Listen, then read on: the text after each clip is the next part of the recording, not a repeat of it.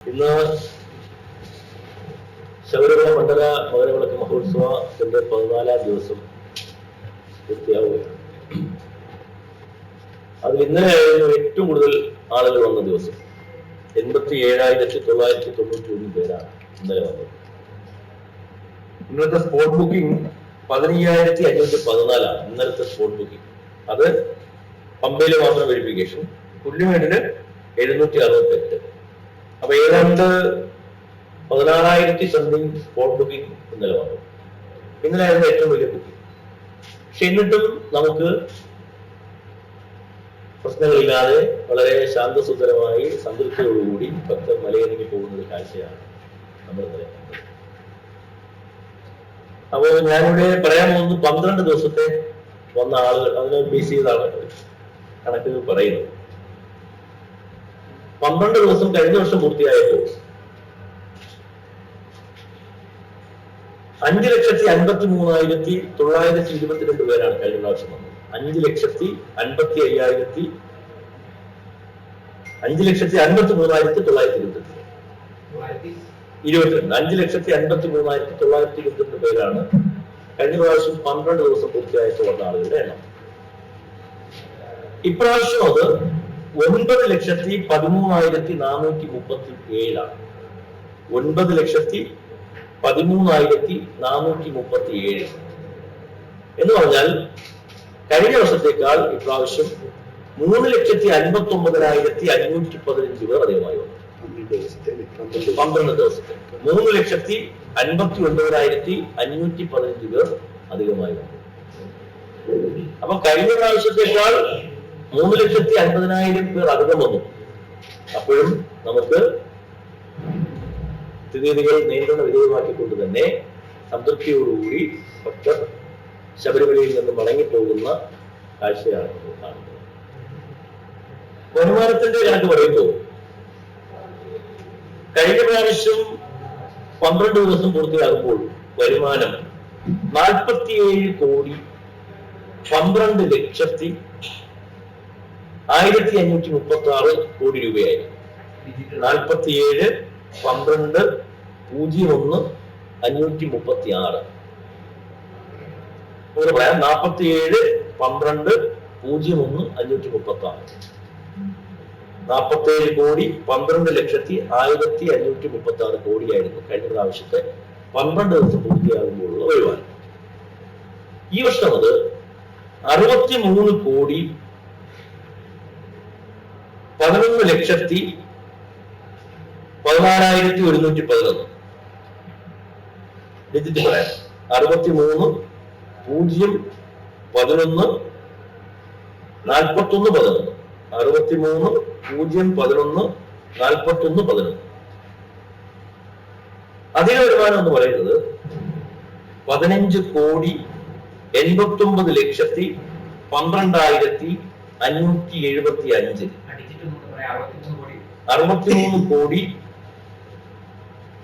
63,63,01,14,115. Okay. അതിന്റെ വ്യത്യാസം എന്ന് പറയുന്നത് അധികമായി വന്നത് 15,89,12,575. 15,89,12,575.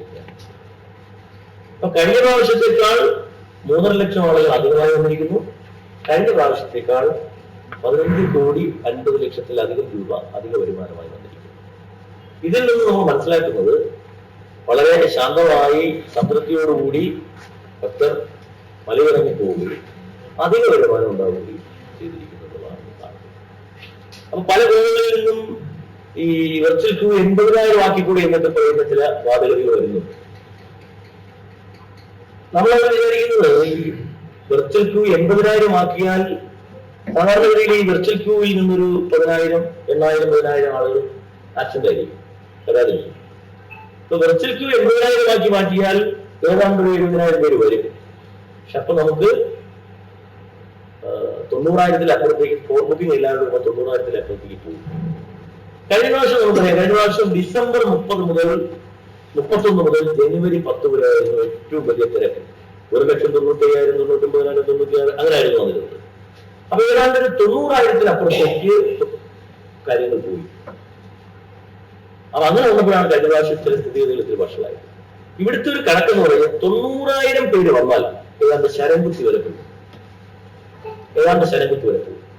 അതിനപ്പുറത്തേക്ക് പോയാൽ സ്ഥിതിഗതികൾ നമുക്ക് നിയന്ത്രിക്കാൻ പറ്റാം.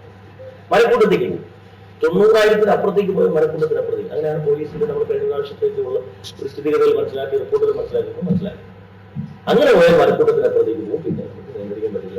അപ്പോൾ ഒരു 90,000-ത്തിനകത്ത് നിർത്തുന്ന രീതിയിൽ നമുക്ക് ക്രമീകരിച്ച് കൊണ്ടുപോകണമെന്നുമാണ് പോലീസ് ക്രൗഡ് മാനേജ്മെന്റ്. അവരാണല്ലോ അതിന്റെ ഒരു പ്രധാനപ്പെട്ട അതോറിറ്റി. അവരുടെ ഒരു ആശയം അങ്ങനെയാണ്. അതുകൊണ്ടാണ് നമ്മൾ ഈ 70,000 എന്നുള്ളത്.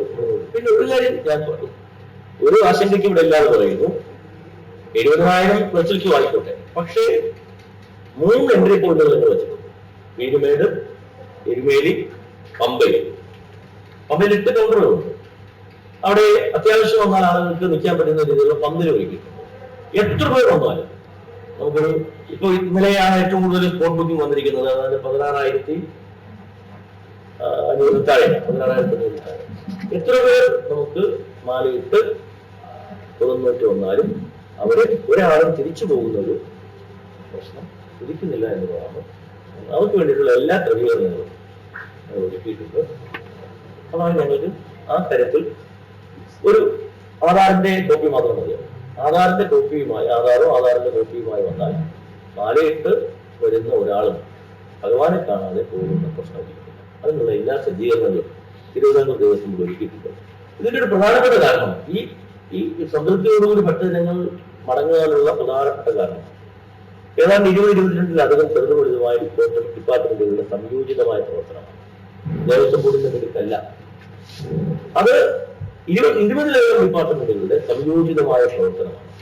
ബഹുമാനപ്പെട്ട മുഖ്യമന്ത്രിയും ബഹുമാനപ്പെട്ട ദേവസ്വം വകുപ്പ് മന്ത്രിയും മറ്റു വിവിധ വകുപ്പ് മന്ത്രിമാരും അതേ ഉദ്യോഗസ്ഥന്മാരും, അത് ചീഫ് സെക്രട്ടറി മുതൽ താഴെ തട്ടിലുള്ള ഉദ്യോഗസ്ഥന്മാർ വരെയുള്ള ഉദ്യോഗസ്ഥരുടെ കൂട്ടായ പ്രവർത്തനം ആണ് ഇതിന്റെ ഈ വിജയത്തിന് പിന്നിലെന്ന് യാതൊരു മടിയുമില്ലാതെ പറയുവാൻ ഞങ്ങൾ ഈ അവസരം ഉപയോഗിക്കുകയാണ്.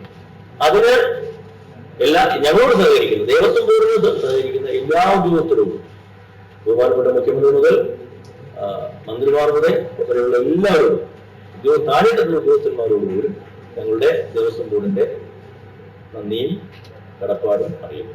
ഇനി മാലിന്യത്തോടുമായി ബന്ധപ്പെട്ട് ഇന്നലെ ബഹുമാനപ്പെട്ട കോടതിയിൽ നിന്നൊരു പരാമർശം വന്നിരിക്കുന്നു. അതിൽ പറയുന്നത് ഈ മാളികപ്പുറത്ത് മഞ്ഞൾ, ഭസ്മം, കുങ്കുമം ഇതൊക്കെ വാരി വരുന്നൊരു കാര്യങ്ങൾ നടക്കുന്നുണ്ട്. ഇത് എന്താ പറയുക, പനിനീര് കുടയുക, തുണി സ്ത്രീകളുടെ മാളികപ്പുറത്ത് സ്ത്രീകളുടെ മുകളിലേക്ക് എറിയുക, തേങ്ങ നാളികേരത്തിനെ പ്രദർശനം ഉരുട്ടുക, ഇതെല്ലാം അനാചാരമാണോ എന്ന് പരിശോധിച്ച് തന്ത്രിയുമായി ആലോചിച്ച് ബോർഡിൽ തീരുമാനമെടുക്കണമെന്ന് നിർദ്ദേശമുണ്ട്. ഞങ്ങൾ ഇന്നലെ തന്നെ ബോർഡിൽ തന്ത്രിയുമായി ബന്ധപ്പെട്ടിരുന്നു. ഇന്ന് രാവിലെ ഔപചാരികമായി ഞങ്ങൾ 3 പേരും തന്ത്രിയുമായി ചർച്ച നടത്തി. തന്ത്രി ഒരു ഇതുമില്ലാതെ ആശങ്കയുമില്ലാതെ പറഞ്ഞത് അനാചാരമാണ്.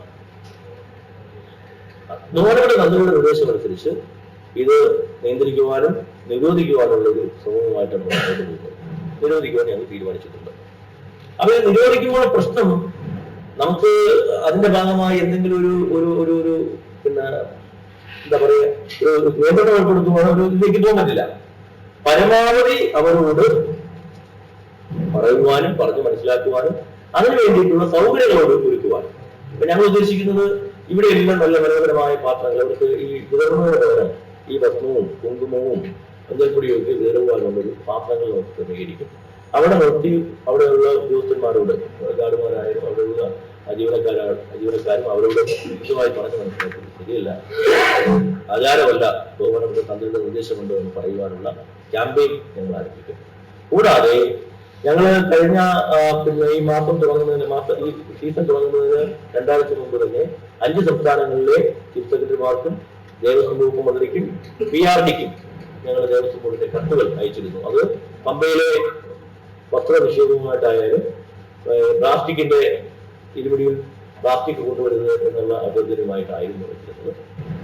ഇതും കൂടെ വെച്ചിട്ട് ഞങ്ങളൊരു കമ്മ്യൂണിക്കേഷൻ അവിടുത്തെ ഈ നേരത്തെ പറഞ്ഞ ആളുകളുമായി ഞങ്ങൾ ചെയ്യും.